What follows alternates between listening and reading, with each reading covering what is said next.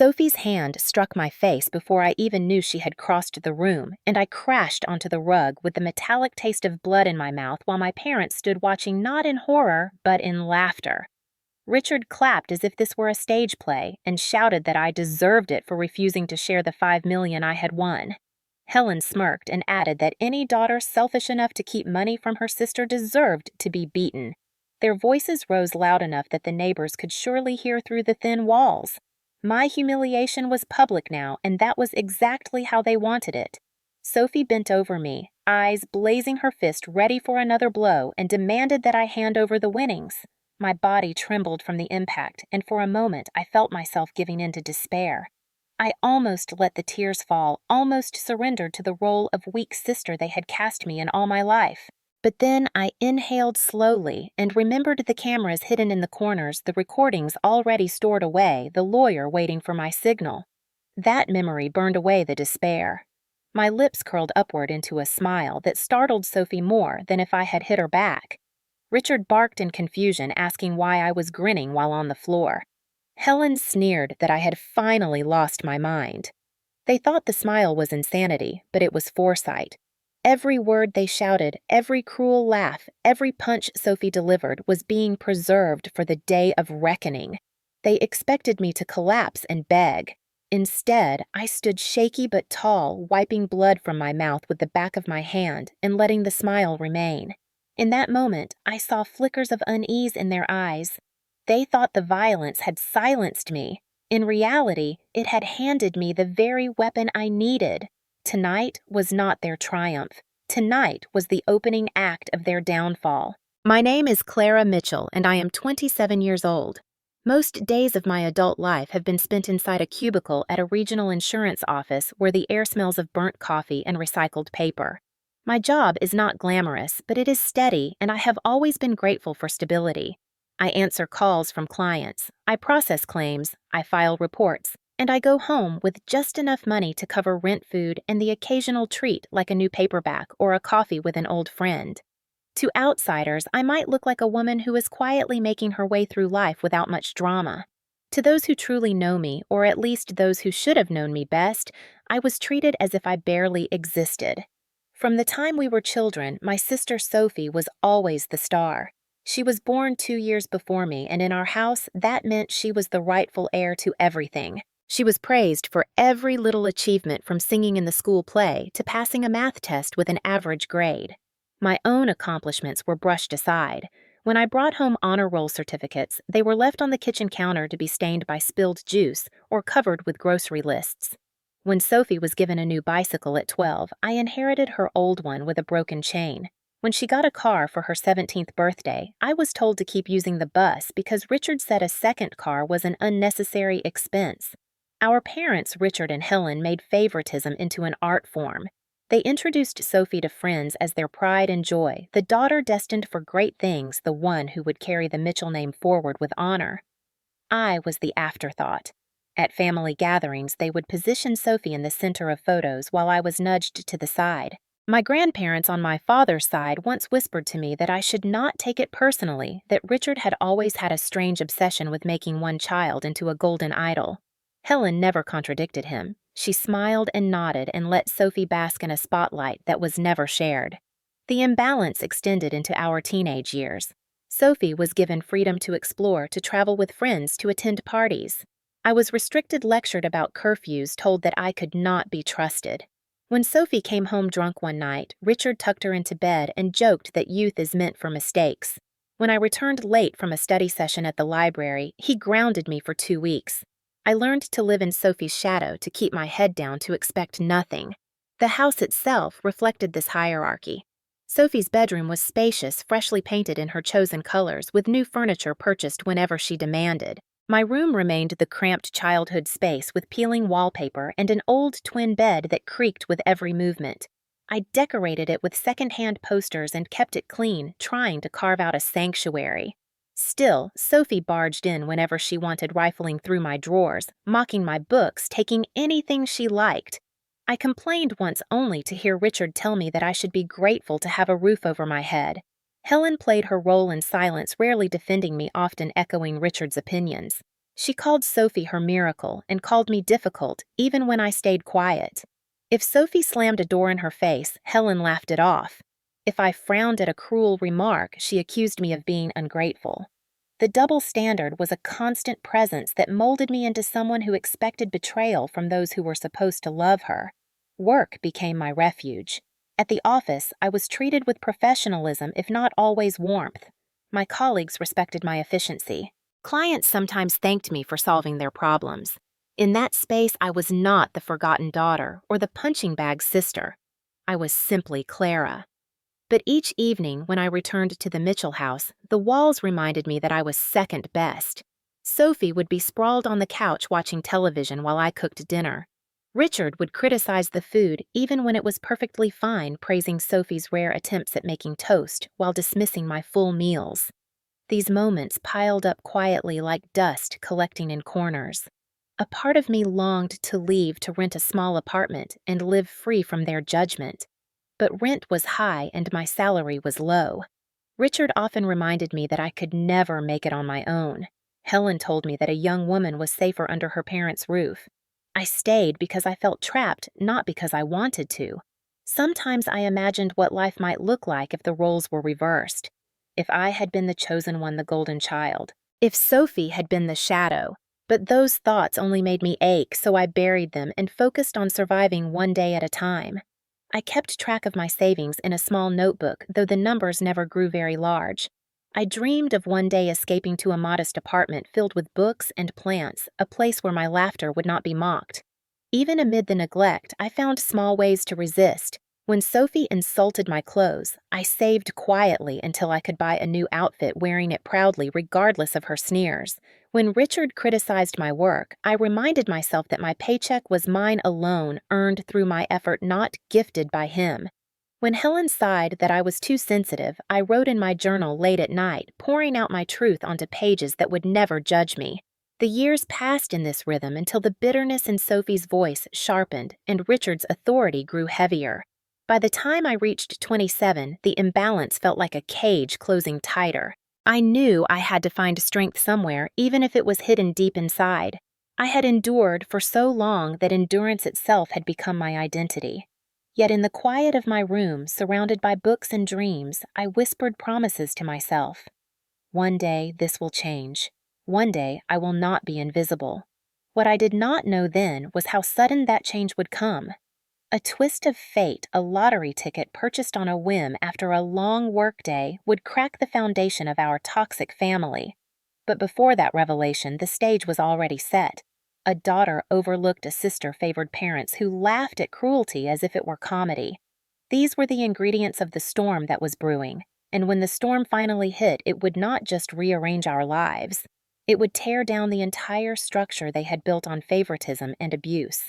The bruise from Sophie's blow faded after a few days, but it left behind more than discoloration. It carried the memory of every slight, every act of cruelty that had been layered across my life like bricks in a wall built to keep me down. I often thought back to the moment when I broke my arm at 15. I had been running across the schoolyard, tripped and landed badly. My friends rushed me to the nurse who called home. Richard answered and told her he was busy. Helen had a charity luncheon that day and said she would try to come later. Hours passed before anyone arrived. When they finally appeared, they looked annoyed, not worried. Richard scolded me for being clumsy, and Helen murmured that Sophie was missing her dress fitting for the upcoming dance because of my accident. While I lay in pain waiting for a doctor, they fussed over Sophie's gown and her schedule. I understood then that my suffering was always second to her convenience. Sophie loved to display her dominance in small, sharp ways. One evening before a school event, I finally had saved enough money from babysitting to buy a new dress. It was simple blue cotton with a ribbon waist. I hung it in my closet with pride. On the night of the dance, I opened the closet to find it torn down the middle. Sophie stood in the doorway, smirking, scissors dangling from her hand. She told me that the color made me look pathetic and that no one would notice if I wore something old. I remember holding the ruined fabric against my chest and hearing laughter echo from the kitchen where Richard and Helen sat. Instead of scolding her, they told me not to be dramatic. Helen said perhaps the dress had been poorly made.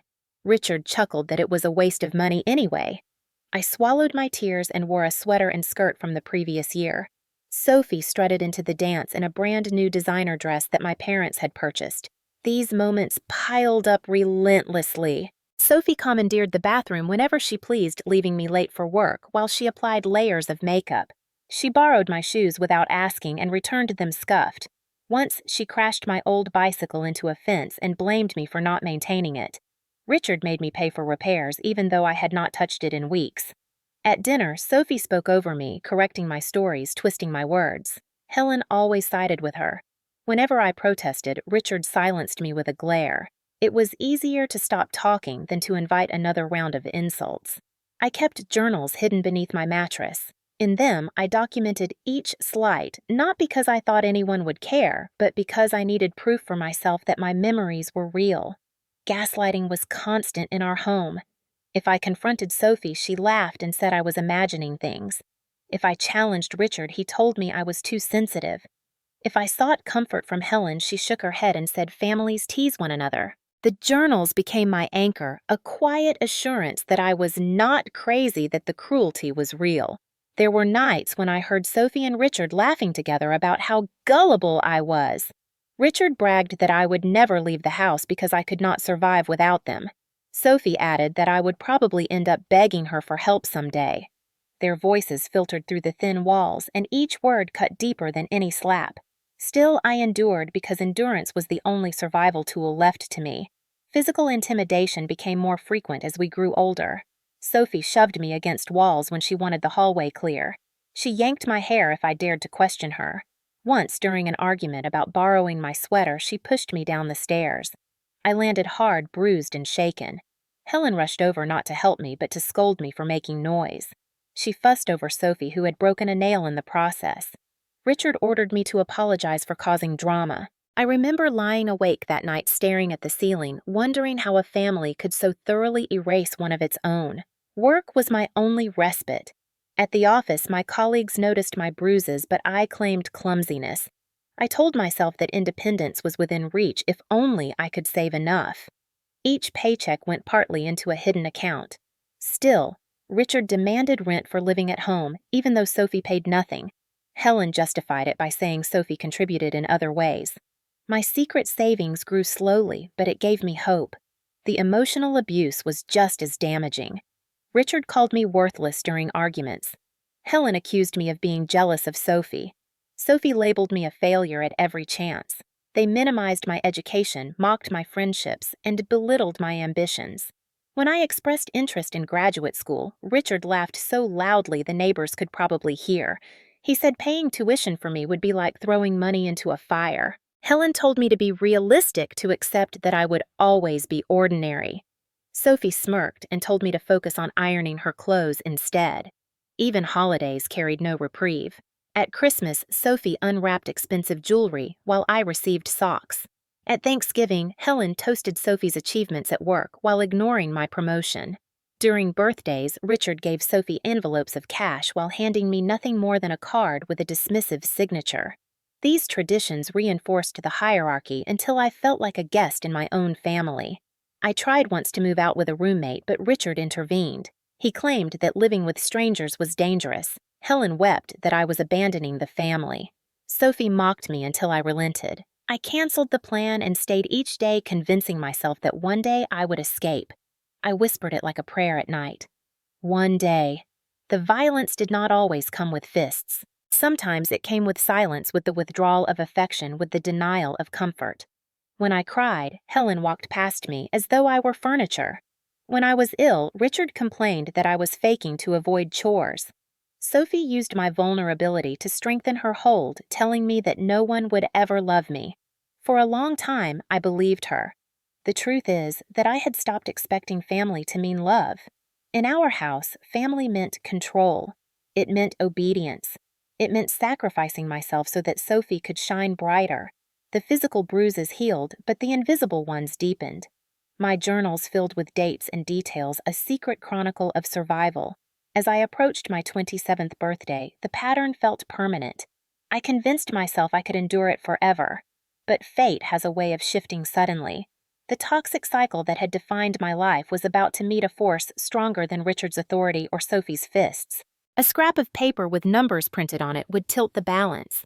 A lottery ticket bought on a whim after a long workday would reveal that my suffering had not been in vain. The accumulated violence, the years of endurance, all were preparing me for the moment when tables would finally turn. It happened on an ordinary Tuesday evening after a long day of answering calls and stamping endless forms. I stopped at a gas station on the way home, exhausted and craving a small indulgence. I bought a soda, a bag of chips, and on impulse, a lottery ticket. I rarely played because every dollar mattered, but something about the way the numbers lined up on the machine caught my eye. I slipped it into my purse and forgot about it until Saturday when I was folding laundry. I scratched the numbers with the edge of a coin and blinked twice, certain I was reading it wrong. My hands shook as I compared the numbers with the winning ones listed online. $5 million. For a moment, my breath caught in my throat. 5 million. The number looked unreal on the screen. I pressed my palm to my chest and laughed softly, a sound that felt foreign in a house where laughter was usually used as a weapon. I told no one. Not Richard, not Helen, and certainly not Sophie. The ticket was locked in a small tin box under my bed, tucked inside an envelope. On Monday, I called Grace Thompson, my old college friend who had gone on to become a lawyer. She met me at a quiet cafe downtown. I slid the ticket across the table with trembling fingers and whispered that I had won. Grace's eyes widened, but she quickly composed herself. She told me to stay quiet, to claim it carefully, and to think ahead. People change when money is involved, she said, especially family. Protect yourself, Clara.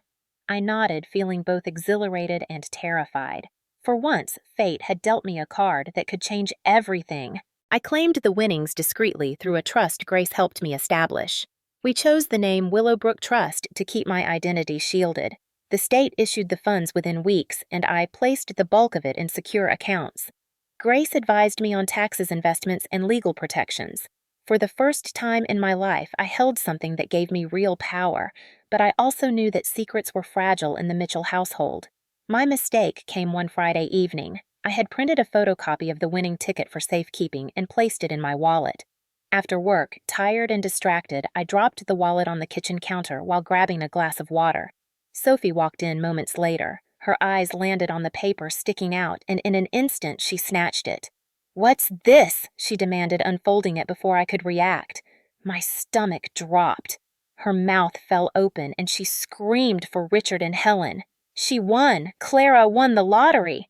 The room spun as my parents rushed in. Richard grabbed the paper from Sophie's hands, his eyes greedy. Helen clasped her chest and demanded to know why I had not told them. My voice faltered as I said I had planned to manage it responsibly. Sophie's shriek drowned me out. She accused me of betraying the family, of being selfish, of plotting to leave them behind. Richard's face hardened as he declared that the money belonged to the family, not just to me. Helen echoed him, saying Sophie should handle the funds because she was more experienced. My pulse hammered. I wanted to scream that Sophie had no experience with anything except spending, but I bit my tongue. The situation worsened days later when Sophie, snooping through my laptop, discovered an email from the Lottery Commission confirming the claim through Willowbrook Trust. She confronted me in the living room, waving the printout like a weapon. "You thought you could hide this from us, 5 million, Clara. You owe us everything." Richard loomed behind her, demanding access to the trust. Helen's eyes glimmered with expectation. I clutched the arm of the chair and said quietly, "It is my money. I will use it to help children who need it, not to fund your endless demands." The silence that followed was deafening. Then Richard laughed cruelly. "You ungrateful girl. After all we've given you." Helen muttered that I was tearing the family apart. Sophie stepped forward, her face twisted with rage, and hissed, "If you don't hand it over, I'll make your life miserable." The threat was not empty. I saw the truth in her eyes. From that moment, the house turned hostile in new ways. Sophie cornered me in hallways, demanding checks. Richard insisted I sign documents to transfer authority of the trust. Helen tried guilt, telling me I was abandoning my duty as a daughter. I refused, each time standing firmer than I ever had before. Their disappointment turned into fury.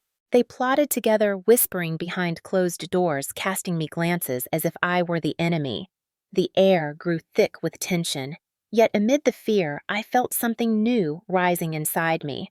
For years, they had controlled me with scorn, but now I held something they wanted desperately. The power balance had shifted, and though they did not realize it, their greed was exposing them. Every shout, every threat, every sneer was fuel for what I knew I must do. One night, as I sat in my room with the door locked, I whispered to myself that I would not break.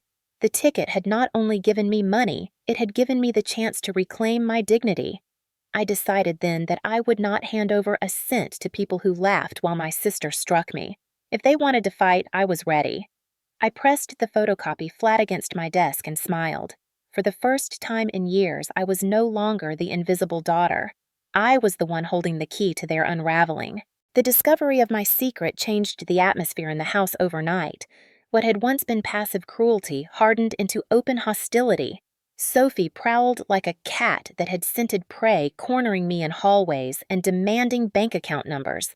Richard developed a habit of leaving bills and legal documents spread across the dining table, insisting I sign them to give him control over the trust. Helen alternated between weeping about family loyalty and snapping that I was destroying everything with my selfishness. Their voices carried through the walls, their footsteps followed me like shadows. I felt hunted in my own home. The harassment began subtly. My meals disappeared from the refrigerator. Sophie smirked when I opened the door to find my containers gone, claiming she had thrown them out because they smelled bad. Richard changed the Wi-Fi password and refused to give it to me. Helen cut the power to my room under the guise of electrical repairs. Each act was designed to remind me that they controlled the space I lived in. They wanted to isolate me, to push me into surrender. But instead of folding, I started documenting. I photographed the empty shelves. I recorded the moments when Sophie shouted threats. I logged the days without electricity. Each cruelty became another piece of evidence. The confrontations grew louder. One evening, Richard slammed his fist on the table and shouted that a daughter who kept $5 million from her family was no daughter at all. Helen nodded vigorously, accusing me of betraying them after all they had done for me. I kept my voice calm, though my heart pounded. I said, "This money is mine. I will not be bullied into giving it away." Sophie's face turned red, and she threw a glass across the room, shattering it against the wall inches from my head. Richard praised her for showing spirit. Helen laughed nervously and told me to stop provoking them. My hands trembled, but I smiled because the camera hidden in the corner had captured every second. The physical intimidation escalated. Sophie pounded on my locked door late at night, shouting that she would drag me out if I did not comply. Once she kicked the frame so hard the wood splintered. Richard stood behind her, telling her to show me what real family unity looked like. Helen called me a parasite for staying under their roof without contributing. I clenched my teeth, listening, recording, gathering proof. The more they pressed, the more determined I became to resist. The breaking point came on a Sunday afternoon. I had returned from work, exhausted, when Sophie stormed into my room. She yanked my clothes from the closet, throwing them into a pile on the floor. She shoved me against the dresser, her nails catching my skin. Richard and Helen stood in the doorway laughing. Richard shouted, "That is what you get for keeping secrets." Helen added, "A selfish child deserves nothing better." Their laughter filled the room, echoing like the cruel chorus of a play staged for their amusement. My cheek stung from the slap my lip bled, but I found myself smiling again. They stared in confusion, mistaking it for weakness. What they could not see was that the recording device in my desk lamp captured every word, every strike, every laugh. That night, I emailed the file to Grace with shaking hands. She replied within minutes, "Keep collecting. Do not give in. We are building your case." Her words steadied me. For the first time, I felt less alone. I realized that every act of violence was digging their grave deeper. I began to provoke them subtly, not to inflame danger, but to reveal their true selves.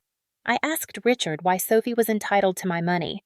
I told Helen I deserved respect. I reminded Sophie that threats did not scare me. each time they erupted and each time I documented. Still, the toll on my body and mind was heavy. I carried bruises hidden beneath long sleeves at work. My colleagues noticed the dark circles under my eyes. One manager asked if I was all right. I smiled and said family matters were stressful but under control. Inside, I fought to keep my composure. At night, I lay awake listening for footsteps clutching my phone in case I needed to call for help. Yet through the fear, there was a steady flame of resolve. They thought they were breaking me down. In reality, they were giving me everything I needed to break free. The climax of this stage arrived in the same living room where the confrontation had first exploded. Sophie lunged at me during an argument about the money fists swinging. Richard cheered her on. Helen cackled that it served me right. I fell against the couch, my lips splitting once again. Blood dripped onto my shirt, but I pushed myself upright and smiled. My smile made Sophie pause mid-swing. "Why are you grinning?" she spat. I whispered. "Because this moment is going to cost you everything." She recoiled, confused. Richard barked at her to finish what she started. Helen told her not to waste time. But in that instant, I knew I had the upper hand. My camera had captured the scene in perfect clarity. When the storm subsided and I was alone in my room, I replayed the footage. Each cry, each insult, each laugh was crystal clear. I sent it to Grace and exhaled for the first time in days. The walls of the Mitchell house had become a prison, but within that prison I had forged a weapon. They thought violence would silence me. Instead, it gave me the voice I had always been denied. I knew I could not keep enduring this alone. The night Sophie left me with a split lip and Richard cheered her on, I sat in my locked bedroom staring at the ceiling and whispered to myself that I needed help. My journals and recordings were valuable, but I needed someone who could turn raw evidence into protection and strategy. My thoughts went instantly to Grace Thompson. She had been my friend in college, the one who stayed up late debating politics over pizza and who always said she wanted to fight for people who had no one else. After graduation, she went to law school while I returned to my gray cubicle. We had drifted apart but kept in touch with holiday messages. Now in my darkest hour, I realized she was the only person I could trust. I sent her a message asking to meet. The next day, we sat together in a corner booth at a cafe far from my neighborhood. The hum of conversation around us offered privacy. Grace studied my face, the bruise on my cheek, and the weariness in my eyes. She said quietly, "Tell me everything." So I did. I described the favoritism, the years of neglect, the escalation after the lottery win, the slap that had opened my lip while my parents laughed. I slid a USB drive across the table. "This has recordings and photos. I do not know what to do with it." Grace plugged it into her laptop and watched a few clips. Her jaw tightened. She looked at me with steady eyes. "Clara, this is abuse, plain and simple, and the threats connected to the lottery money make it financial coercion as well. You have more power here than you think." I felt my chest tighten. "They will never stop," I whispered. Grace leaned forward. "Then we do not just stop them. We build a case that makes sure they cannot rise again." Over the next weeks, Grace became my anchor. We met in libraries in her office after hours in the quiet corner of a park. She explained what I needed: consistent documentation, time-stamped recordings corroborating witnesses. I confessed that Mrs. Parker, our elderly neighbor, had overheard many fights. Grace urged me to talk to her. That evening, I knocked on Mrs. Parker's door with trembling hands. She welcomed me inside her tidy living room that smelled of lavender. When I haltingly explained what had been happening, her face softened with sorrow. "Child, I have lived next door for 20 years. I have heard more than you know. I keep notes, dates, times, shouting. If it helps you, you can have them." Relief nearly made me collapse. Her meticulous logs matched my recordings perfectly. Grace outlined a step-by-step plan. First, gather irrefutable evidence of the threats and violence. Second, secure all financial documents related to the lottery in places my family could not reach. Third, prepare to file charges when the time was right. "Do not show your hand too soon," she warned. "Let them think they still control you. That is when they make mistakes." I nodded, feeling for the first time like I had a compass guiding me through the storm. The next challenge was to safeguard my evidence. Grace taught me how to upload encrypted files to cloud storage, how to back up recordings on multiple drives, and how to email copies to her under coded subject lines. I moved my important documents, birth certificate, passport, trust paperwork into a safe deposit box at a bank across town. When Sophie ransacked my drawers days later, she found nothing but clothes. Her furious scream echoed down the hall. I closed my bedroom door and allowed myself a tiny smile. But gathering proof was not enough. Grace said the law needed clear moments of escalation. They will try to argue that you are exaggerating, that families fight, that you provoked them. We need undeniable acts. That night, as I replayed Sophie's threats on my phone, I realized I was not just enduring anymore, I was deliberately building a case. I started carrying a recorder in my pocket disguised as a keychain. I placed a second hidden camera in the hallway. Each time Sophie pounded on my door, each time Richard shouted, each time Helen accused me of tearing the family apart, I had it captured. The weight was heavy but empowering. I was no longer the invisible daughter shrinking under insults. I was a collector of truth, quietly turning their cruelty into a weapon of justice. Sophie noticed my calmness, and it unnerved her. One night she hissed, "Why are you not scared anymore?" I met her glare and said evenly, "Maybe I finally learned who you are." She shoved me, but the recorder caught every word. Mrs. Parker became more than a witness. She became a source of courage. She invited me for tea on Sundays and told me stories of her own struggles decades earlier. "Abusers thrive on silence," she said, patting my hand. "But you, Clara, you are learning to speak in the only language they understand, evidence and exposure." Her support felt like a grandmother's hug, something I had not known since childhood. Meanwhile, Grace moved to the next phase. She contacted ADA Michael Harris, a prosecutor known for handling family and financial abuse cases. She explained my situation and shared preliminary files. He agreed to monitor the case closely. "If the evidence lines up," he told her, "I will personally attend the reading of your grandmother's will. I will sit quietly observe, and if they cross the line in public, we will act immediately." Grace relayed his words to me. My chest swelled with cautious hope. For once, someone powerful was on my side. Back at the house, the hostility deepened. Richard demanded I sign a document giving him joint control of the trust. I feigned hesitation, stalling long enough to record his threats. Helen cornered me in the kitchen, weeping that Sophie deserved the money more than I did. She accused me of being heartless, of abandoning the family. I captured her words on tape as well. Sophie grew reckless, bragging to her friends on speakerphone that soon the money would be hers. She did not notice I was recording in the hallway. Each slip of arrogance became another nail in the coffin of their credibility. Through it all, I remained outwardly submissive. I smiled at dinner, I nodded during their lectures, I avoided open fights. Inside, I burned with determination. Every bruise became evidence. Every insult became testimony. Every laugh at my expense became another reason I would not give up. Grace reminded me, "Patience, Clara. Let them reveal themselves fully. When the time comes, we will reveal you too, not as their victim, but as their survivor." At night, I still trembled, listening for footsteps outside my door. Fear had not vanished, but it had transformed into something sharper. I was afraid, yes, but I was also ready. Ready for the day when their cruelty would no longer echo unanswered. Ready for the moment when the power they believed unshakable would crumble in front of everyone. The plan was set. The evidence was mounting. The allies were in place. My family thought they had tightened their grip. In truth, they were tightening the noose around their own ambitions. I was no longer the daughter who cowered in silence.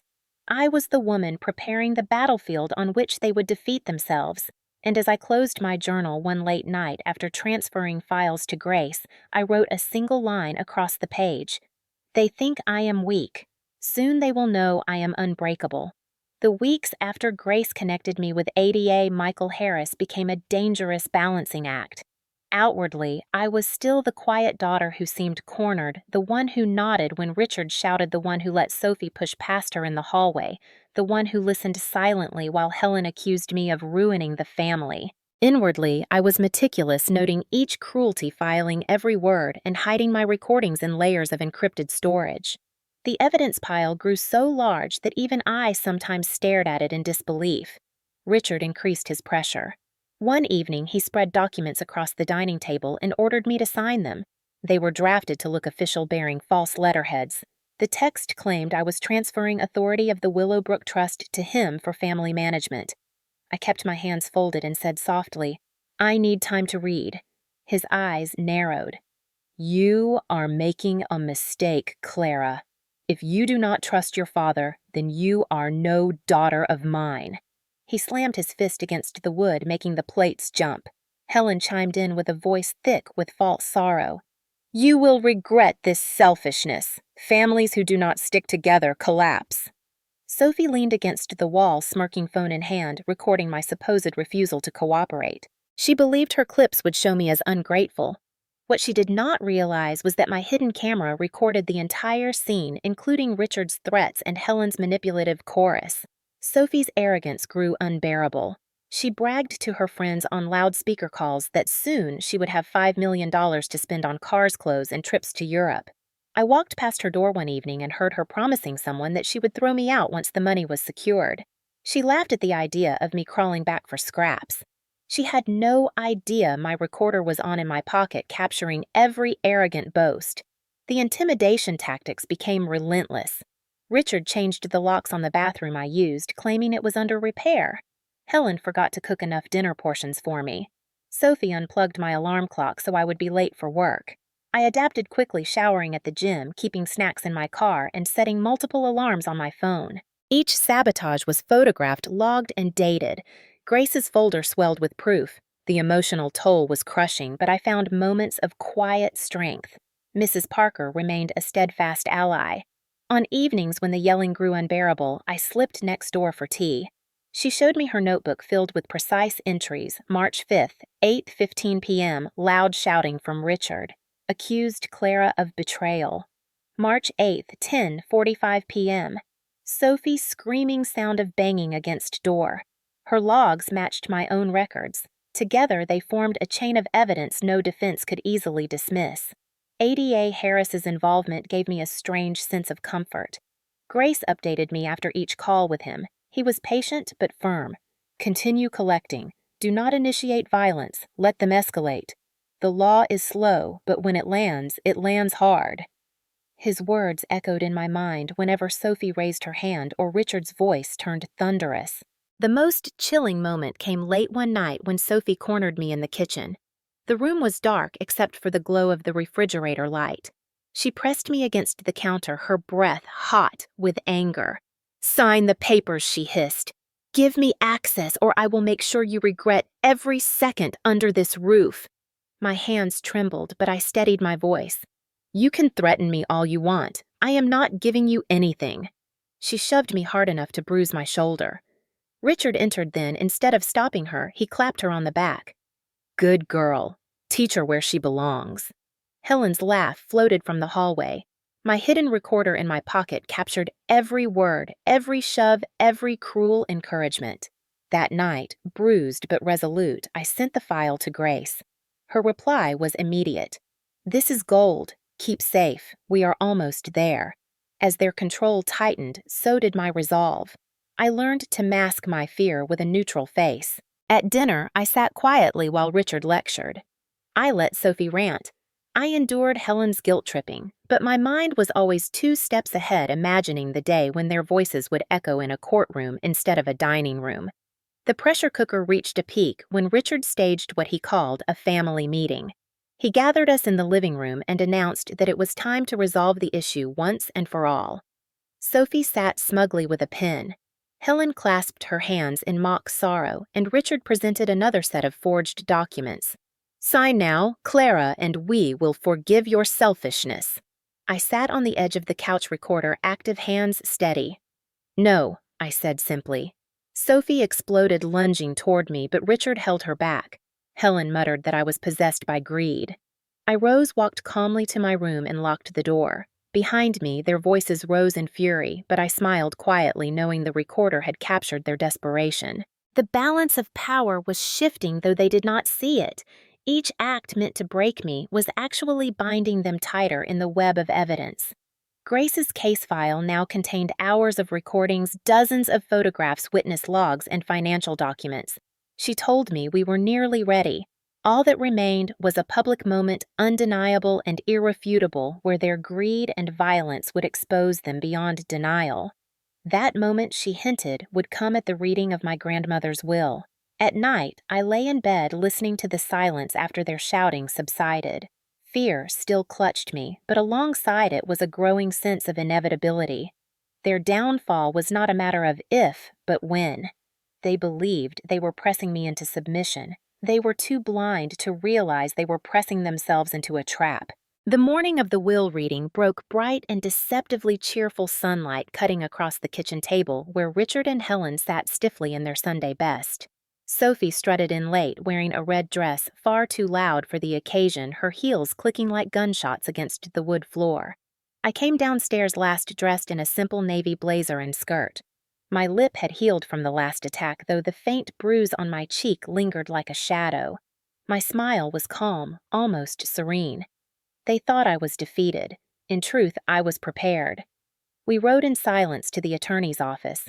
Richard drove with the authority of a man certain he was about to consolidate control. Helen sat with folded hands, glancing at me with disdain. Sophie scrolled on her phone, whispering about luxury handbags she would soon purchase. I sat quietly, clutching a slim folder in my lap. Inside were copies of my evidence neatly organized, ready to be revealed when the time was right. Grace had coached me through every possible scenario. ADA Michael Harris had promised to be present, observing from the back of the room, silent until action was required. Knowing he would be there steadied my heart. The office was housed in a renovated Victorian building, its wood-paneled halls smelling faintly of lemon polish and history. We were ushered into a large conference room where a mahogany table gleamed under overhead lights. Seated at the head was Mr. Latham, the junior partner who had taken over my grandmother's estate matters after her longtime attorney retired. His presence was deliberate. Grace had explained that he was both meticulous and incorruptible. A court reporter sat to one side, her machine ready to capture every word. We introduced ourselves formally for the record. Richard Mitchell, son-in-law. Helen Mitchell, daughter. Sophie Mitchell, granddaughter. I raised my chin. Clara Mitchell, granddaughter. As I spoke, my eyes drifted to the back of the room where Michael Harris sat in an unremarkable gray suit, a leather notebook on his lap. He gave the slightest nod. I breathed easier. Mr. Latham cleared his throat and began. The estate of Violet Whitfield consists of one residence at 442 Elmwood valued at $400,000 and liquid assets totaling $300,000. Richard leaned forward, lips curling with greed. Sophie straightened in her seat, already picturing herself draped in finery. Helen whispered a prayer of thanks under her breath. I sat still, knowing the storm about to break. To my daughter, Helen Latham read, I leave my love in the wish that she rediscovers her strength. Helen blinked, confused. The remainder of my estate, Latham continued, shall be placed in the Violet Whitfield Revocable Trust, trustees being First National Bank and my granddaughter, Clara Mitchell. The air shifted. Richard's face drained of color. Sophie slammed her hand on the table. That cannot be right, she shouted. Helen gasped. I sat, unmoving, lips curved in a small, knowing smile. Richard stood, pointing a finger. This is invalid. Violet was incompetent at the time. She was manipulated. Sophie chimed in, voice shrill. Clara tricked her. She always wanted everything for herself. Their outbursts filled the room, the court reporter's keys clicking furiously. Latham raised a hand calmly. There is an addendum to address precisely such claims. He opened a sealed envelope and withdrew a letter, his voice steady. Should any party contest the will, all documentation of undue influence, financial exploitation, and coercion shall be submitted to probate court. At that, I reached into my folder. The moment had come. I slid a USB drive across the table. Grace, seated beside me, rose and connected it to the projector. Screens lit up with images. Sophie's furious face as she shoved me against the wall. Richard's voice demanding I sign away my money. Helen's accusations that I was destroying the family. The audio recordings filled the room. Sophie bragging about $5 million, Richard urging her to hurt me. Helen dismissing my pain. Gasps echoed from extended relatives seated along the wall. Sophie's face went crimson. She leapt from her chair, lunging toward me. "You set me up!" she screamed. Her hand struck my cheek, the sound cracking through the conference room. I staggered but stayed upright, meeting her eyes with steady calm. Blood trickled from my lip once again. Richard clapped like a man at a boxing match. Helen laughed harshly. "That is what selfish daughters deserve." Gasps rose from the relatives. The court reporter's machine clattered, recording every vile word. At the back, Michael Harris stood. His voice rang out clear. "That is enough." Deputies stepped through the door, their uniforms stark against the polished wood. Sophie froze mid-swing. Richard's jaw dropped. Helen's laugh faltered. Michael Harris moved forward, his badge gleaming. "I am Assistant District Attorney Harris. This proceeding has now produced live evidence of assault, coercion, and attempted extortion. Officers place them under arrest." The room erupted in chaos. Sophie shrieked, clawing toward me, but two deputies restrained her. Richard bellowed about conspiracies, his face mottled with rage. Helen sobbed, insisting she had only wanted fairness. I stood motionless, the bruise throbbing, but my smile steady. For years, I had been silent, enduring cruelty in shadows. Now their violence was exposed in the harsh light of truth. Every relative present saw their real faces. The court reporter captured every word. The law stood ready. Sophie struggled as handcuffs clicked around her wrists. She spat curses, her voice cracking. Richard tried to pull free, shouting his status, demanding respect. The deputies ignored him. Helen slumped, tears streaking her cheeks. The room buzzed with whispers from shocked family members, some covering their mouths, others shaking their heads. Grace placed a hand on my shoulder. "You did it," she whispered. "You stayed strong." I nodded slowly, watching as the three people who had defined my suffering were escorted out. My heart pounded not with fear, but with release. The trap had closed. Latham cleared his throat once more, professionalism unshaken. With the addendum verified and the evidence presented, the probate court will proceed accordingly. Clara Mitchell, you are the rightful trustee of the Violet Whitfield estate. His words echoed like a gavel striking. As the room emptied, Michael Harris approached me. "You held your ground," he said. "That composure in the face of violence, it will matter in court. We have enough to pursue charges of assault, coercion, and financial exploitation. You will not face them alone." His voice was steady, carrying the weight of justice long denied. I pressed a tissue to my lip, the sting sharp but bearable. Around me, relatives whispered apologies, some ashamed they had ever doubted me. Sophie's curses echoed faintly down the hall as she was led away. Richard's voice bellowed about revenge, but cracked under the weight of futility. Helen's sobs trailed behind. I stood rooted, breathing deeply, absorbing the enormity of the moment. The will reading had become a public unmasking. My family's cruelty was no longer hidden behind closed doors. It was documented, witnessed, undeniable. The power they had wielded over me had crumbled in a single morning. I looked out the tall windows at the bright day and felt something new, something I had not known since childhood freedom. Grace gathered the USB drive and whispered, "This is only the beginning. They will face real consequences now." I nodded, my hands steady at last. For so long, my silence had been their weapon. Now my evidence was mine. The days following the will reading unfolded like the slow collapse of a rotten building.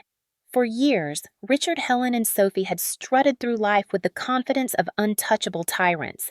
Now every crack showed.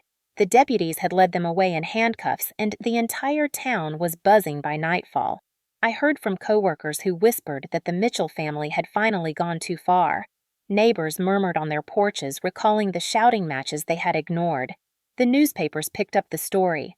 Lottery windfall sparks family assault at will reading. Photographs of Sophie in cuffs. Richard scowling and Helen weeping in pearls spread across front pages.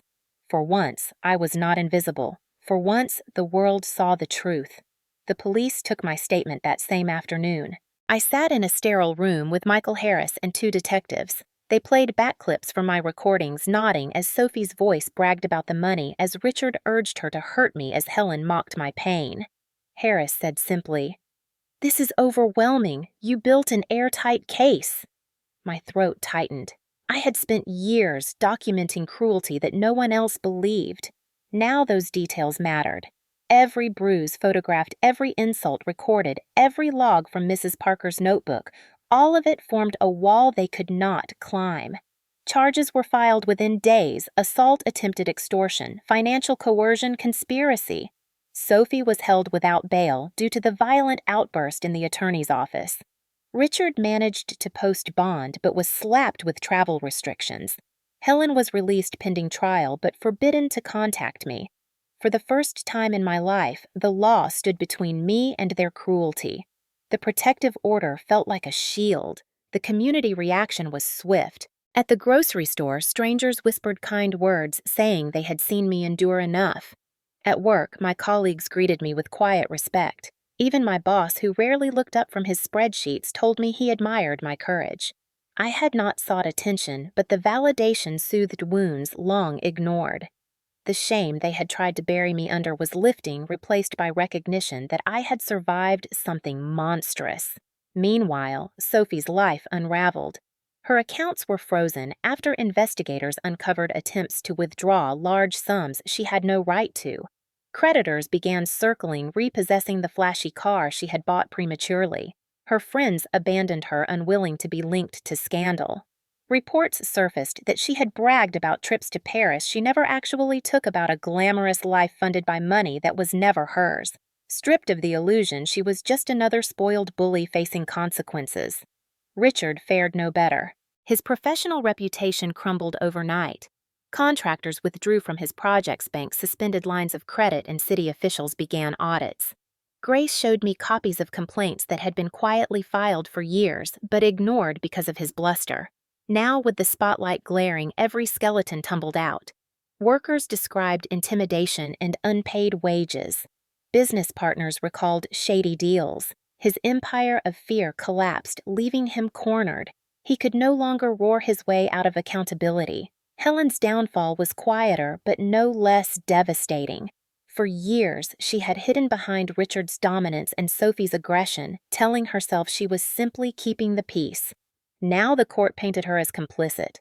Her tears in the conference room meant little compared to recordings of her mocking me, logs of her encouraging Sophie's violence, and her signature on suspicious documents Richard had tried to push through. The woman who once prided herself on appearances now faced the world as an enabler of abuse. While their lives fractured, mine began to piece together. The Violet Whitfield Trust transferred formally into my control. The house on Elmwood where I had grown up was now legally mine to manage. Standing in its doorway after the locksmith changed every lock, I felt the weight of history pressing and releasing at once. The rooms no longer echoed with Richard's booming voice or Sophie's shrill insults. For the first time, silence was comforting. Grace remained at my side, tireless and fierce. She filed civil claims to ensure restitution, demanded injunctions to protect the trust, and coordinated with Harris to streamline the criminal case. Mrs. Parker provided testimony, her logs meticulous. "I only regret I did not step in sooner," she said gently, handing me a tin of cookies after court. I squeezed her hand. "You stepped in exactly when it mattered." The first pretrial hearing was surreal. I sat in the gallery while Sophie was led in shackled, her once flawless hair disheveled. Richard followed, shoulders hunched, eyes darting as though seeking an escape route. Helen trailed pale and trembling. The judge listened as Harris laid out the evidence, playing a short recording where Sophie demanded I hand over the money. The courtroom hushed at the sound of Richard praising her violence. Helen's cruel laugh followed hollow in the echoing chamber. I watched jurors' expressions harden, watched their eyes flicker toward me with sympathy. For years, I had been voiceless. Now their own voices condemned them. The months stretched on with hearings, filings, and endless legal formalities, but the outcome became clearer each week. Sophie pled not guilty at first, screaming about conspiracies, but her own words trapped her. Richard's financial misdeeds piled into new charges.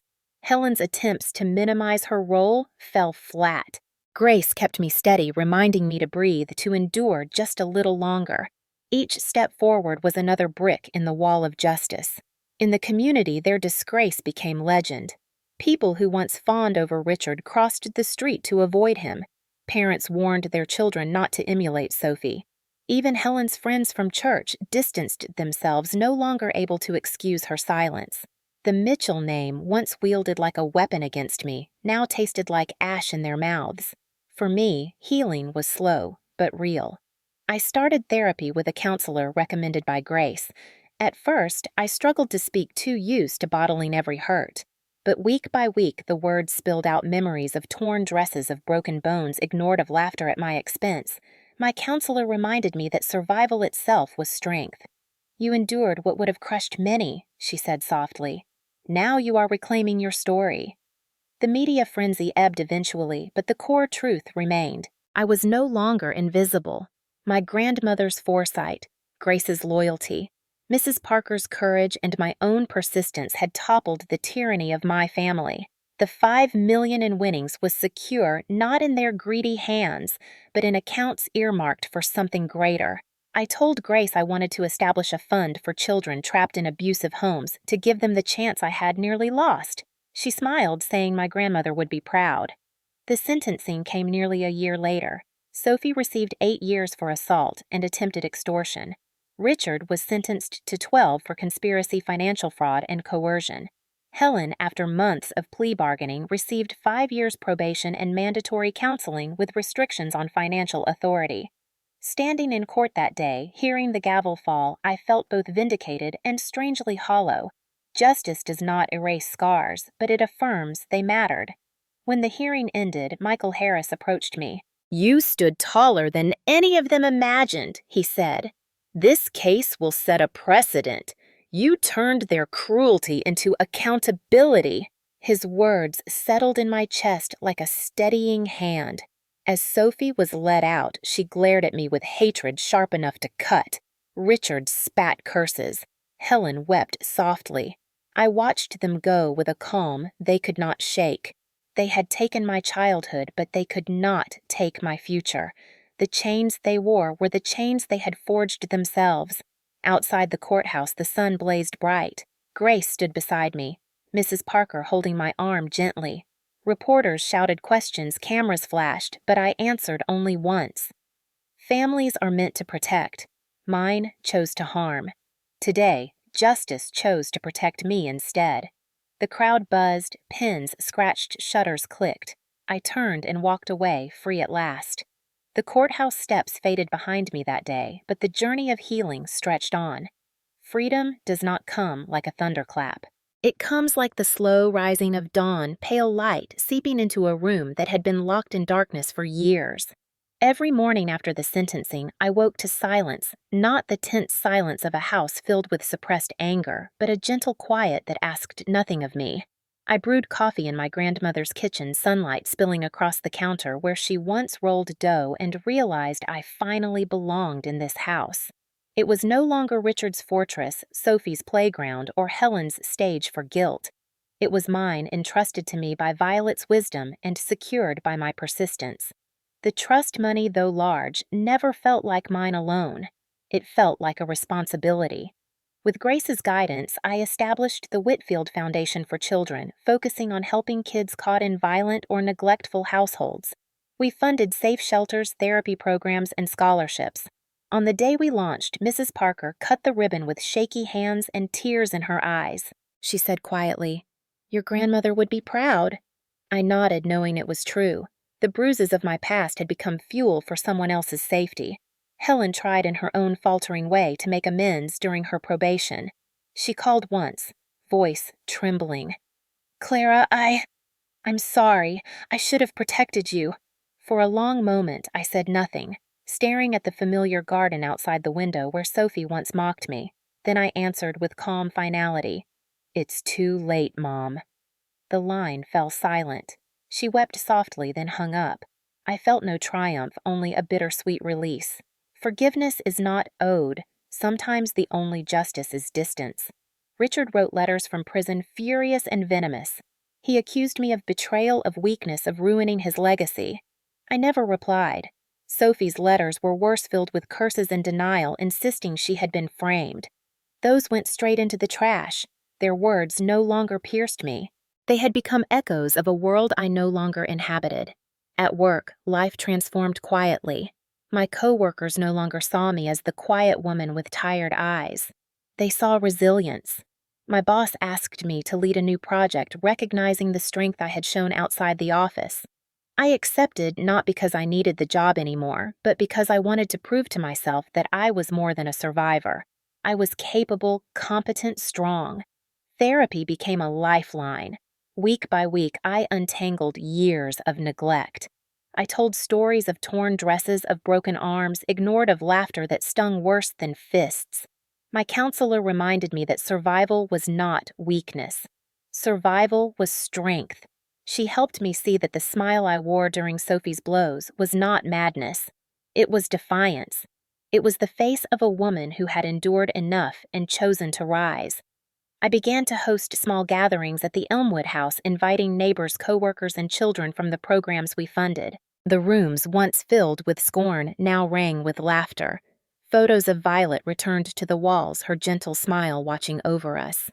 I repainted the living room in warm yellow just as she had once wished. The house transformed into what it had always meant to be, a place of safety, of legacy, of love. There were quiet nights when I sat by the window wearing Violet's sapphire brooch. I would sip tea and reflect on the long journey. They laughed when Sophie hit me. They mocked me, dismissed me, erased me. But the laughter that once humiliated me had become their undoing.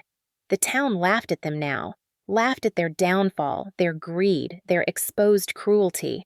And me, I no longer needed laughter for validation. My smile was enough. The most powerful moment came months later when a young girl from one of the shelters handed me a drawing. It showed a woman standing tall, shielding a child from a storm. "That's you," she said shyly. My throat tightened. I hugged her and whispered, "Thank you." In that moment, I understood fully surviving was not the end. Transforming pain into protection was the true victory. On the anniversary of Violet's passing, I stood at her grave with Grace and Mrs. Parker beside me. The air was crisp leaves drifting in golden spirals. I placed fresh flowers and whispered, "We did it, Grandma. They cannot hurt us anymore." Grace squeezed my hand. Mrs. Parker smiled through tears. The three of us, 3 generations of women bound by resilience, stood together in quiet triumph. That evening, back in the Elmwood house, I wrote in my journal, the same journal where I had once hidden every cruel memory. This time I wrote different words. They tried to bury me in silence. I grew louder in truth. They tried to shatter me with fists. I turned the bruises into evidence. They tried to erase me. I stood visible, unbroken. As I closed the book, I caught my reflection in the mirror. The woman looking back was no longer the timid girl who flinched at footsteps in the hall. She was strong, scarred, and radiant in her own right. I touched the faint line where Sophie's fist had split my lip months earlier. It had healed, but I carried it proudly, not as a mark of shame, but as proof of survival. The finality of justice did not erase the past, but it gave me a future. Richard would serve his years in prison. Sophie would pay her debt to society, and Helen would face her own regrets in silence. Their empire of cruelty was gone. In its place stood the quiet but unshakable strength of a woman who had endured, resisted, and risen. As I turned off the lights that night and let the house settle into peaceful darkness, I whispered the line that had carried me through the worst. They laughed when my sister beat me, but now the world laughs because justice has spoken, and for the first time in my life, the laughter was no longer cruel. It was liberating.